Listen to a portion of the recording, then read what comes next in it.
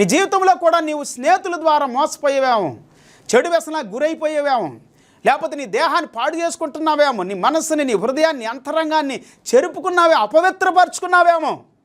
అది నీకెంతో హానికరంగా ఉంది, నష్టంగా ఉంది, బాధను కలుగు చేస్తా, దుఃఖాన్ని కలుగు చేస్తూ ఉంది. ఎంతగానో నీ మనస్సాక్షిని, నీ ప్రవర్తనను, నీ యొక్క సాక్ష్యాన్ని పాడు చేస్తూ ఉంది పిల్లరా. ఈ దినమే యేసు ప్రభువు దగ్గరికి వస్తే అద్భుతాలు చేస్తాడు ఆయన. ఆయనకు నువ్వు స్నేహితుడిగావు.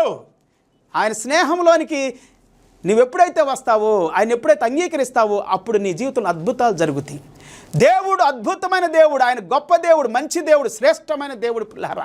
బైబిల్ గ్రంథం సెలవిస్తూ ఉంది. ఒక వాక్యాన్ని మనం చదువుకుందాం, చూడండి దయచేసి.